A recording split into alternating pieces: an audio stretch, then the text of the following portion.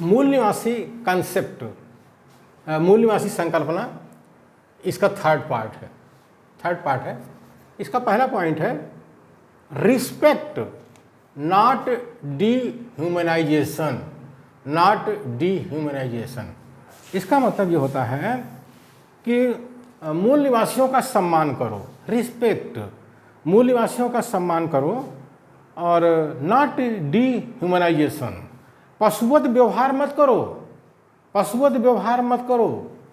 हुआ क्या था कि 9 अगस्त 1492 को कोलंबस भारत की खोज करते करते दिशा भटक करके वो अमेरिका चला गया था। तो उसने देखा कि वहाँ पर रेड इंडियन है, वहाँ पर सोचा कि ये इंडियन है लेकिन रेड कलर के हैं, कुछ रेड टाइप के, लाल भारतीय, तो रेड इंडियन कहा।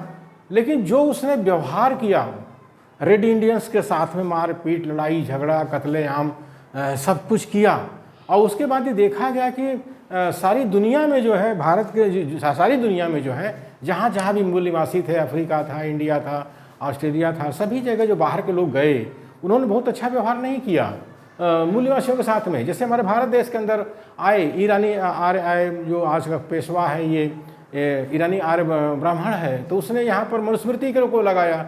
तो मनुस्मृति क्या करती है, वो भारत के मूल निवासियों का सम्मान नहीं करती है, वो जो है वर्ण व्यवस्था बनाया, कहते हैं क्रमिक असमानता के ऊपर, कहते हैं हम सबसे ऊपर हैं, सबसे ऊपर हैं, और हम मुंह से पैदा हुए हैं तो क्या 2 बार में पैदा हुए हैं, तो हम क्या अग्निपुत्र हैं, तो फिर क्या हम गोपुत्र हैं, ऐसे। और तुम लोग जो है लात से पैदा हुए हो, लात पुत्र हो, तो और शूद्र का लात पुत्र हो, और शूद्रों को उन्होंने शिक्षा से वंचित कर दिया। अब शिक्षा से वंचित कोई अगर समाज हो जाता है तो वो जानवर के स्तर पे आ जाता है, जानवर के स्तर पर आ जाता है। अरे ये तो बहुत अच्छी चर्चा हुई है हमारे उत्तर प्रदेश की विधानसभा में।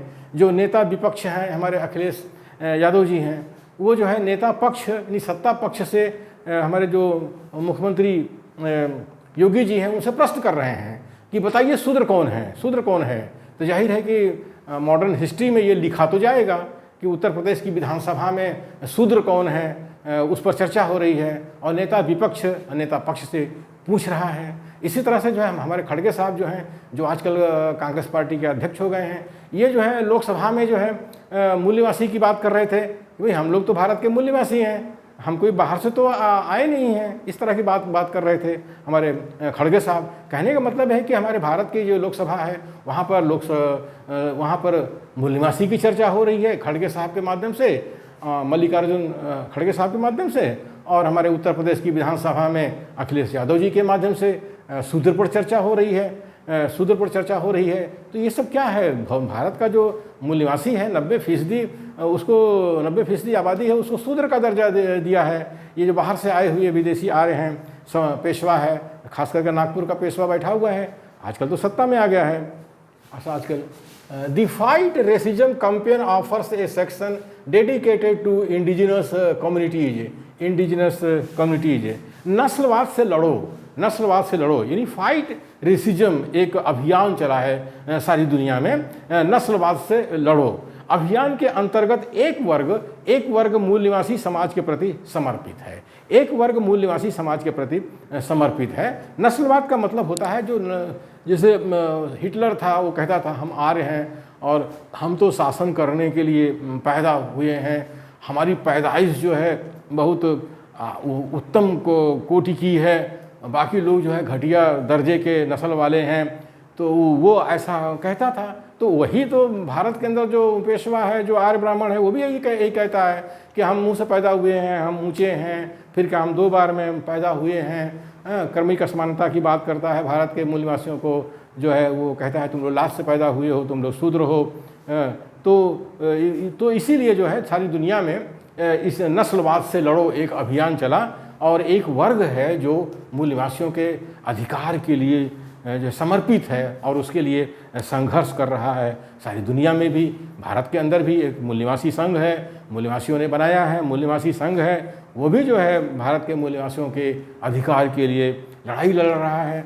खास करके भारत का संविधान तो भारत के मूल निवासियों के लिए बना है, इंसानों के लिए बना है, कोई शैतानों के लिए तो बना नहीं है। और ये जो नस्लवादी है ये सब एक तरह से शैतान है, शैतान है, क्योंकि ऊंच नीच की बात करते हैं और शैतान भी ऊंच नीच की बात करता है। तो इस तरह से जो है नस्लवाद के खिलाफ जो है भारत में भी लड़ाई हो रही है, सारी दुनिया में हो रही है।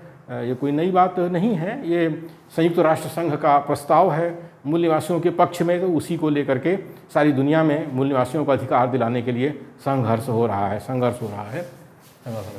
Exploring indigenous peoples economic and social rights, exploring indigenous peoples economic and social rights, मूल निवासी लोगों के आर्थिक एवं सामाजिक अधिकारों की खोज करना। मूल निवासी लोगों के आर्थिक एवं सामाजिक अधिकारों की खोज करना, कहने मतलब जो दुनिया के जो मूल निवासी हैं, जो अपने अपने देश में प्रताड़ित हैं, सही देखा जाए तो मूल निवासियों का उस देश की धन धरती पर प्रथम अधिकार होता है। जैसे भारत का मूल निवासी 90% है, जिसको शूद्र कहते हैं, तो उसकी भारत की धन धरती में प्रथम अधिकार है, प्रथम। लेकिन ये जो बाहर से आए हुए जो आर्य ब्राह्मण हैं, ये लोग जो है भारत के मूल निवासियों को सामाजिक अधिकार देना नहीं चाहते, वो समता का व्यवहार नहीं करना चाहते, जबकि भारत का संविधान समता, स्वतंत्रता, बंधुत्व और न्याय की बात करता है। लेकिन ये जो है संविधान की हत्या कर रहे हैं, संविधान को मानते ही नहीं, भारत के संविधान को, क्योंकि भारत का संविधान समता की बात करता है। और ये जो विदेशी जो आर्य ब्राह्मण आए हैं, जिसको पेशवा कहते हैं, ये जो है भारत के संविधान को नहीं मानता, इस समता को नहीं मानता और भारत के मूल निवासियों के साथ समता का व्यवहार नहीं करता। नमस्कार का जवाब नमस्कार नहीं देता है, उससे नमस्कार करो तो बड़ा नाराज होता है, वो नमस्कार का जवाब नहीं देता है। और इसी तरह से जो आर्थिक अधिकार है मूल निवासियों को, वो मिलना चाहिए भारत में, लेकिन वो नहीं दे रहा है। वो भारत के जो सरकारी संस्थान है उसका निजीकरण करता जा रहा है। इस तरह से भारत के मूल निवासियों को जो आर्थिक न्याय मिलना चाहिए वो न्याय नहीं मिल रहा है। उनको जो समाज जो आरक्षण का अधिकार है, प्रतिनिधित्व का अधिकार है, उसमें संविधान में दिया हुआ है, तो ये जो आर्य ब्राह्मण है ये नहीं दे रहा है भारत के मूल निवासियों को। तो इस तरह से जो है मूल निवासी लोगों के आर्थिक एवं सामाजिक अधिकारों की खोज करना, ये भी जो है मूल निवासी संकल्पना के साथ जुड़ा हुआ है। और आने वाले दिनों में संविधान को लेकर के एक BS4 अभियान भारत में चल रहा है। यानी BS4 का मतलब होता है भारतीय संविधान सम्मान सुरक्षा संवर्धन, तो इसको BS4 कहते हैं। एक अभियान चल रहा है जिसके तहत भारत के मूल निवासियों को उनका आर्थिक और सामाजिक अधिकार दिलाने की बात हो रही है। Decade of indigenous languages 2022 and 2032, मूल निवासी भाषाओं का दशक 2022 से 2032, यानी जो संयुक्त राष्ट्र संघ है, UNO है, वो एक दशक चला रहा है, डिकेड चला रहा है 2022 से 2032 के बीच में। इस बीच में जो मूल निवासी भाषाएं हैं उनकी उन्नति के लिए, उनकी सुरक्षा के लिए वो कुछ काम कर रहा है। तो भारत में भी इसकी ज़रूरत है।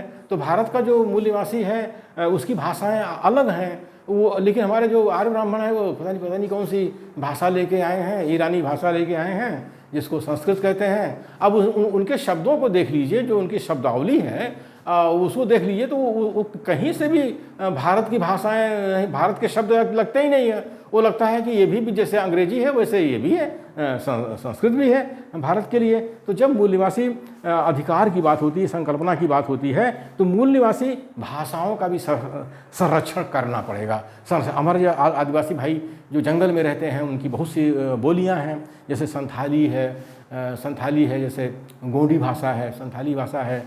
दक्षिण में हमारी जो है द्रविड़ भाषा है। इसी तरह से नॉर्थ ईस्ट की हमारे आदिवासियों की भाषाएं हैं। आखिर इनका संरक्षण कौन करेगा? वैसे देखा जाए तो भारत सरकार ने एक आयोग बना रखा है, एक कमीशन बना रखा है भाषा के संरक्षण के लिए। लेकिन ये जो विदेशी जो आर्य ब्राह्मण है, जो अपने को हिंदू कह रहा है, हिंदुत्व का प्रचार भारत देश के अंदर कर रहा है, हिंदू शब्द भी जो एक तरह से विदेशी है, भारत के मूल निवासियों के लिए नहीं है, तो वो जो है भारत की भाषाओं के साथ भी विदेशी व्यवहार कर रहा है। वो भारत के भाषाओं में संस्कृत के शब्दों को घुसेड़ने का काम कर रहा है। अपने बच्चों को इंग्लिश मीडियम में पढ़ाता है और भारत के मूल निवासियों के बच्चों के लिए कोई शिक्षा ही नहीं है। न्यू एजुकेशन पॉलिसी आई है NEP 2020, उससे तो भारत के मूल निवासियों को शिक्षा से वंचित कर रहा है। यानी भारत के मूल निवासी आज 21वीं सदी में शिक्षा से वंचित हो जाएंगे और वो जानवर के स्तर पर आ जाएंगे। हमारे भारत देश के अंदर मूल निवासियों के साथ में ये बहुत बड़ा जुल्म अत्याचार हो रहा है।